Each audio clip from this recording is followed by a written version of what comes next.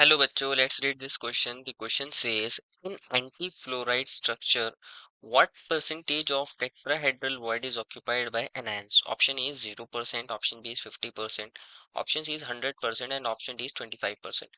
बच्चों इस क्वेश्चन में हमसे पूछा गया है कि अगर हमारे पास कोई एंटी फ्लोराइड स्ट्रक्चर है तो उसके अंदर हमारे पास जो एनायंस होते हैं वो हमारी कितनी टेट्राहेड्रल वॉइड्स को ऑक्यूपाई करते हैं। हमसे इस क्वेश्चन में इसके बारे में पूछा गया है। तो फर्स्ट ऑफ ऑल बात करते हैं इस क्वेश्चन में हमारे की कंसेप्ट के बारे में कि की कंसेप्ट क्या होगा हमारा। बच्चों अगर हमें हमारे एंटी फ्लोराइड स्ट्रक्चर के अंदर देखना है कि कितनी टेट्राहेड्रल वॉइड्स हमारे एनायंस ने ऑक्यूपाई करी हैं, तो हमें एंटी फ्लोराइड स्ट्रक्चर के अंदर पता होना चाहिए कि हमारे केटायंस और एनायंस कहाँ कहाँ लोकेट होते हैं। तो हमें first of all anti fluoride structure के बारे में पता होना चाहिए। बच्चों हमारे पास एंटी फ्लोराइड स्ट्रक्चर का एक एग्जांपल कौन हो सकता है? Na2O। Na2O का स्ट्रक्चर हमारे पास एंटी फ्लोराइड स्ट्रक्चर होता है और इसके अंदर जो हमारे कैटायंस होते हैं, दैट मीन्स हमारे Na प्लस आयंस, वो कहाँ पे लोकेट होते हैं? वो हमारी जितनी भी टेट्राहेड्रल वर्ड्स होती हैं उनमें हमारे Na प्लस आयन होते हैं। टेट्राहेड्रल वर्ड्स के अंदर हमारे पास Na प्लस आयंस होते हैं, टेट्राहेड्रल वर्ड्स के अंदर। और हमारे पास हमारे जो O2 नेगेटिव आयंस हैं, दैट इज ऑक्साइड आयंस, वो हमारे पास हमारे CCP अरेंजमेंट या FCC अरेंजमेंट में बोल सकते हैं। CCP और FCC अरेंजमेंट या लैटिस में हमारे O2 नेगेटिव आयंस होते हैं, दैट मीन्स वो हमारे कॉर्नर्स पर होते हैं और जितने भी हमारे फेस सेंटर होते हैं उस पे होते हैं। समझते हैं क्या मतलब है? बात करते हैं हमारे O2 नेगेटिव आयंस की। मान लीजिए O2 नेगेटिव्स को हम इससे रिप्रेजेंट कर रहे हैं, तो हमारे O2 नेगेटिव कहाँ होंगे? हमारे जितने भी कॉर्नर्स हैं, यहाँ कौन होगा? हमारा O2 नेगेटिव। इसी तरह चार कॉर्नर्स हमारे नीचे होते हैं, तो इन चार कॉर्नर्स पर भी हमारे O2 नेगेटिव होंगे।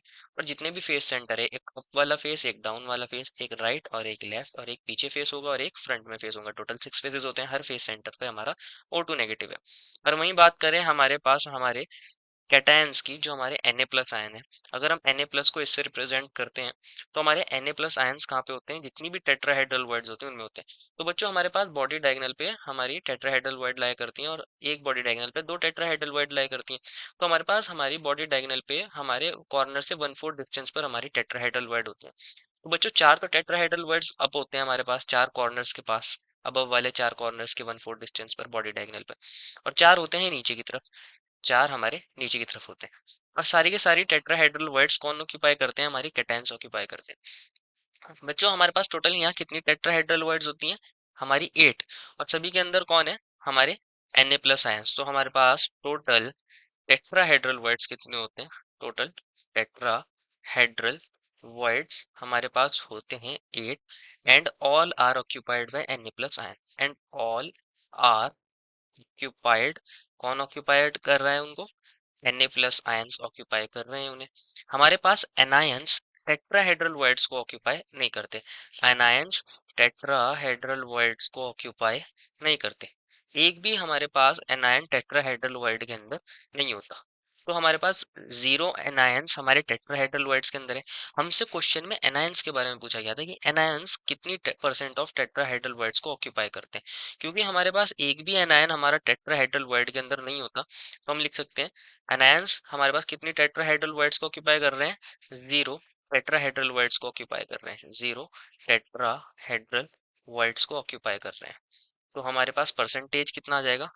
Percentage of tetrahedral words, tetrahedral को हम TD लिख सकते हैं बच्चों, शॉर्ट में tetrahedral words occupied by anions. हमसे एनायंस के बारे में पूछा गया था कि एनायंस कितनी ऑक्यूपाई करते हैं। तो एनायंस कितनी ऑक्यूपाई कर रहे हैं बच्चों? जीरो कर रहे हैं। और टोटल हमारे पास कितनी थी? 8। डिवाइड कर देंगे इन 100, जीरो अपॉन एनीथिंग जीरो होता है, और जीरो को किसी से मल्टीप्लाई करोगे तो जीरो आ जाएगा। तो 0% हमारा आंसर हो जाएगा। जो हमारा BCD ऑप्शन गलत हो जाएंगे, ए सही हो जाएगा। देखो final answer is option number A. I hope you understood it well and best of luck.